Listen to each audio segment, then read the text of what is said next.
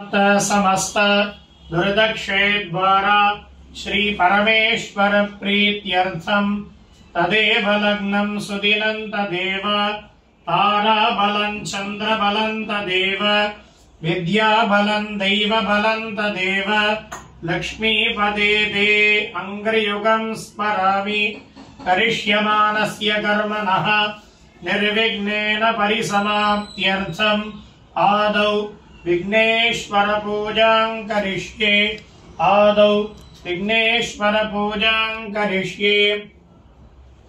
एकदन्ताय विद्महे वक्रतुण्डाय धीमहि तन्नो दन्तिः प्रचोदयात् भूर्भुवः स्वरोम् अस्मिन् बिम्बे सुमुखं महागणपतिं ध्यायामि सुमुखं महागणपतिम् आवाहयामि महागणपतये नमः आसनं समर्पयामि पादयोः पाद्यं समर्पयामि हस्तयोः अर्घ्यं समर्पयामि मुखे आचमनीयं समर्पयामि भूर्भुवः स्वः सर्वाङ्गे शुद्धोदकस्नानं समर्पयामि स्नानानन्तरमाचमनीयं समर्पयामि महागणपतये नमः वस्त्रार्थमक्षतान् समर्पयामि उपवीतार्थमक्षतान् समर्पयामि आभरणार्थमक्षतान् समर्पयामि दिव्यश्रीपरिमल गन्धान् धारयामि गन्धस्योपरि हरिद्राकुङ्कुमं समर्पयामि हरिद्राक्षतान् समर्पयामि पुष्पैः पूजयामि ॐ सुमुखाय नमः ॐ एकदन्ताय नमः ॐ कपिलाय नमः ॐ गजकर्णकाय नमः ॐ लम्बोदराय नमः ॐ विकटाय नमः ॐ विघ्नराजाय नमः ॐ विनायकाय नमः ॐ धूमकेतवे नमः ॐ गणाध्यक्षाय नमः ॐ फालचन्द्राय नमः ॐ गजाननाय नमः ॐ वक्रतुण्डाय नमः ॐ शूर्पकर्णाय नमः ॐ हेरम्बाय नमः ॐ स्कन्दपूर्वजाय नमः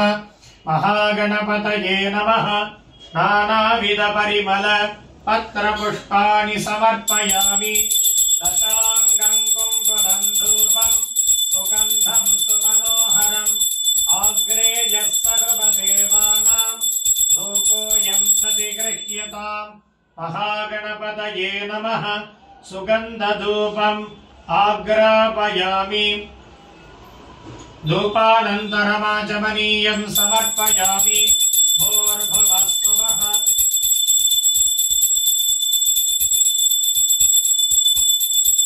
देवसविधः प्रसुभ सत्यन्वर्तेन परिषिञ्जामि अमृतोपस्तरणमसि प्राणाय स्वाहा अपानाय स्वाहा यानाय स्वाहा उदानाय स्वाहा समानाय स्वाहा ब्रह्मणे स्वाहा महागणपतये नमः दाडिनी फलममृतं निवेदयामि अमृतापिधानमसि निवेद्यानन्तरम् आचमनीयं समर्पयामि भूर्भुवः स्वः पूगीफलसमायुक्तं नागवल्लिदलेर्युतं कर्पूरचूर्णसंयुक्तं ताम्बूलं प्रतिगृह्यताम् महागणपतये नमः ताम्बूलं समर्पयामि ॐ तत्पुरुषाय विद्महे वक्रतुण्डाय धीमहि तन्नो दन्तिः प्रचोदयात् महागणपतये नमः कर्पूरनीराजनं दर्शयामि नीराजनानन्तरम् आचमनीयं समर्पयामि दिव्यरक्षां धारयामि ॐ हर योपां पुष्पं वेद पुष्पवान् प्रजावान् पशुमान् भवति चन्द्रमा वा अपां पुष्पम् पुष्पवान् प्रजावान् पशुमान् भवति य एवं वेद योपामायतनं वेद आयतनवान् भवति धृतपाशाङ्कुशपुष्पबाणचापाम् अनिमादिभिरावृताम् मयूखैरहमित्येव विभावये भवानीम् ध्यायेत् पद्मासनस्ताम् विकसितवदनाम्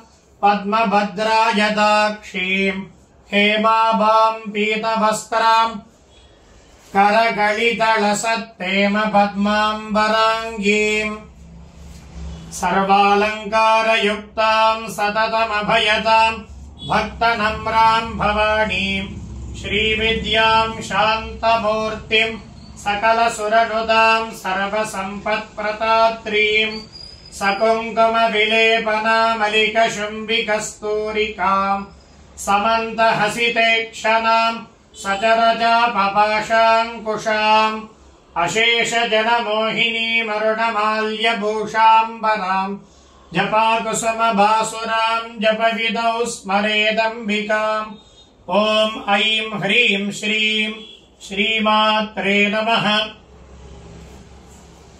जातवेदसे सुनवामसो ममरादिजतो निदहादि वेदः स नः पर्षदति दुर्गाणि विश्वा नावेव सिन्धुम् दुरितात्यग्निः तामग्निवर्णाम् तपसा ज्वलन्तीम् वैरोचनीम् कर्मफलेषु जुष्टाम् दुर्गाम् देवीगुम् शरणमहम् प्रपद्ये सुतरसितरसे नमः।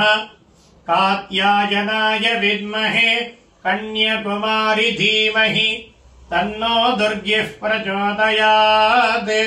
भूर्भुवस्सुवरो अस्मिन् बिम्बे अस्मिन् पुस्तकमण्डले दुर्गा लक्ष्मी सरस्वतीम् सरस्वती स्वरूपिणम् श्री महासरस्वतीम् ध्यायामि। दुर्गा लक्ष्मी सरस्वती स्वरूपिणीम् श्री महासरस्वतीम् आवाहयामि। महासरस्वत्यै नमः। रत्नसिंहासनम् समर्पयामि। पादयोः पाद्यम् समर्पयामि। हस्तयोः अर्घ्यम् समर्पयामि। मुखे आचमनीयम् समर्पयामि। भूर्भुवस्सुवः स्नानम् समर्पयामि। स्नानानन्तरम् आचमनीयम् समर्पयामि। दुर्गा लक्ष्मी सरस्वत्यै नमः। वस्त्रम् समर्पयामि। दुर्गा लक्ष्मी सरस्वत्यै नमः। आभरणानि समर्पयामि। दुर्गा लक्ष्मी सरस्वत्यै नमः। दिव्यपरिमलगन्धाम् धारयामि। गन्धस्योपरि हरिद्राकुङ्कुमम् समर्पयामि। पुष्पमालाम् समर्पयामि। पुष्पैः पूजयामि। सरस्वत्यै नमः। ॐ महाभद्रायै नमः। ॐ महामायायै नमः। ॐ वरप्रदायै नमः। ॐ श्रीप्रदायै नमः। ॐ पद्मनिलयायै नमः। ॐ पद्माक्ष्यै नमः। ॐ पद्मवक्त्रायै नमः। ॐ शिवानुजायै नमः। ॐ पुस्तकभृते नमः। ॐ ज्ञानमुद्रायै नमः। ॐ रमायै नमः। ॐ परायै नमः। ॐ कामरूपायै नमः। ॐ महाविद्यायै नमः। ॐ महापादकनाशिन्यै नमः। ॐ महाश्रयायै नमः। ॐ मालिन्यै नमः। ॐ महाभोगायै नमः। ॐ महाभुजायै नमः। ॐ महाभागायै नमः। ॐ महोत्साहायै नमः। ॐ दिव्याङ्ग्यै नमः। ॐ सुरवन्दितायै नमः। ॐ महाकाल्यै नमः। ॐ महापाशायै नमः। ॐ महाकारायै नमः। ॐ महाङ्कुशायै नमः। ॐ बीतायै नमः। ॐ विमलायै नमः। ॐ विश्वायै नमः। ॐ विद्युन्मालायै नमः। ॐ वैष्णव्यै नमः। ॐ चन्द्रिकायै नमः। ॐ चन्द्रवदनायै नमः। ॐ चन्द्रलोकविभूषितायै नमः। ॐ सावित्र्यै नमः। ॐ सुरसायै नमः ॐ देव्यै नमः ॐ दिव्यालङ्कारभूषितायै नमः ॐ वाग्देव्यै नमः ॐ वसुतायै नमः ॐ तीव्रायै नमः ॐ महाभद्रायै नमः ॐ महाबलायै नमः ॐ भोगतायै नमः ॐ भारत्यै नमः ॐ भामायै नमः ॐ गोविन्दायै नमः ॐ गोमत्यै नमः ॐ शिवायै नमः ॐ जटिलायै नमः ॐ विन्ध्यवासायै नमः ॐ विन्ध्याचलविराजितायै नमः ॐ चण्डिकायै नमः ॐ वैष्णव्यै नमः ॐ ब्राह्म्यै नमः ॐ ब्रह्मज्ञानैकसाधनायै नमः ॐ सौतामिन्यै नमः ॐ सुतामूर्त्यै नमः ॐ सुभद्रायै नमः ॐ सुरपूजितायै नमः ॐ सुवासिन्यै नमः ॐ सुनासायै नमः ॐ विनिद्रायै नमः ॐ पद्मलोचनायै नमः ॐ विद्यारूपायै नमः ॐ विशालाक्ष्यै नमः ॐ ब्रह्मजयायै नमः ॐ महाबलायै नमः ॐ त्रयीमूर्त्यै नमः ॐ त्रिकालज्ञायै नमः ॐ त्रिगुणायै नमः ॐ शास्त्ररूपिण्यै नमः ॐ शुम्भासुरप्रमदिन्यै नमः ॐ शुभदायै नमः ॐ स्वरात्मिकायै नमः ॐ रक्तबीजनिहन्त्र्यै नमः ॐ चामुण्डायै नमः ॐ अम्बिकायै नमः ॐ मुण्डकाय प्रहरणायै नमः ॐ धूम्रलोचनमर्दन्यै नमः ॐ सर्वदेवस्तुताय नमः ॐ सौम्यायै नमः ॐ सुरासुरनमस्कृतायै नमः ॐ कलाधारायै नमः ॐ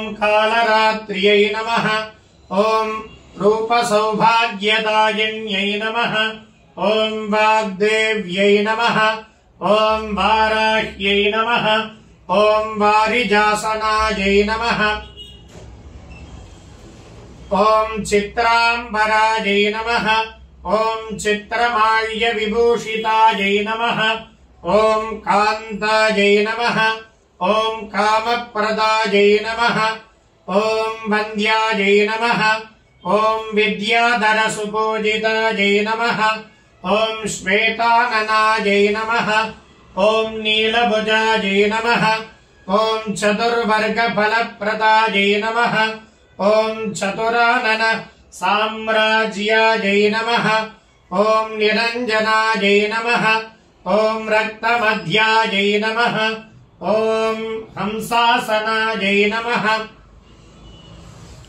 ॐ नीलजङ्घायै नमः ब्रह्मविष्णुशिवात्मिकायै नमः दुर्गालक्ष्मी सरस्वती स्वरूपिण्यै नमः महासरस्वती देव्यै नमः नानाविधपरिमल पत्रपुष्पाणि समर्पयामि ॐ धूरशिधूर्वधूर्वन्दन् धूर्वदयोस्मान् धूर्वदितं धूर्वयं वयं धूर्वामस्त्वम् देवानामसि तस्मितमं पप्रतमञ्जुष्टतमम् पण्डितमम् देवहूतममकृतमसि हविर्धानम् दृगंहस्वमाह्वार्मित्रस्य त्वा चक्षुषा प्रेक्षेमाभिर्मा संविक्ता मा त्वाहि गुंसिषम् दुर्गालक्ष्मी सरस्वती स्वरूपिण्यै नमः महासरस्वती देव्यै नमः सुगन्धधूपमाग्रापयामि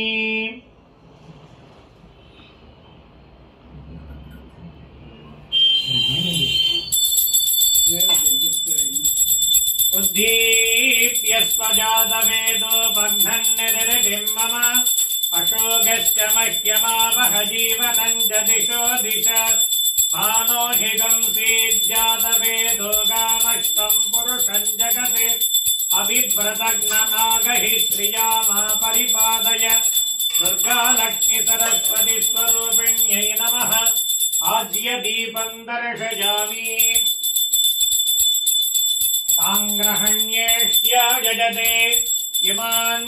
नागं सङ्गृह्णानीति द्वादशारत्नीरशना भवति द्वादशमासाः संवत्सरः संवत्सरमेवावदन्धे मौञ्जी भवति ऊर्ध्वैमुञ्जाः ऊर्जमेवावदन्धे चित्रानक्षत्रम् भवति चित्रम् वा एतत्कर्म यदश्वमेधः समृद्ध्यै दुर्गालक्ष्मी सरस्वती स्वरूपिण्यै नमः अलङ्कारदीपम् दर्शयामि भूर्भुवस्सुवः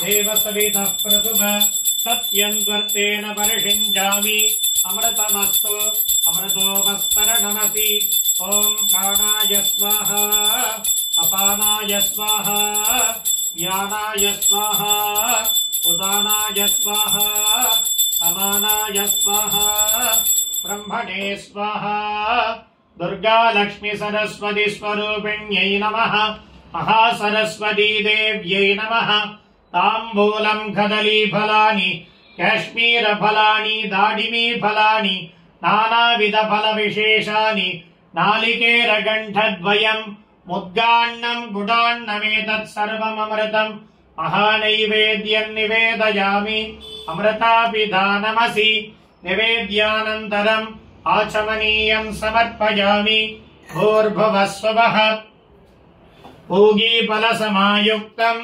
नागवल्लिदलेर्युतम् कर्पूरचूर्णसंयुक्तम् ताम्बूलम् प्रतिगृह्यताम् दुर्गालक्ष्मी सरस्वती स्वरूपिण्यै नमः महासरस्वती देव्यै नमः ताम्बूलम् समर्पयामि बहुग्वै बह्वष्पायै बह्वजाविकायै बहुव्रीहिजवायै बहुमासतिलायै बहुहिरण्यायै बहुहस्तिकायै बहुदासपूरुषायै रजमत्यै पुष्टिमत्यै बहुराजस्पोषायै राजास्तु दुर्गालक्ष्मी सरस्वती स्वरूपिण्यै नमः महासरस्वती देव्यै नमः कर्पूरनीराजनम् दर्शयामि नीराजनानन्तरमाचमनीयम् समर्पयामि दिव्यरक्षाम् धारयामि ॐ हर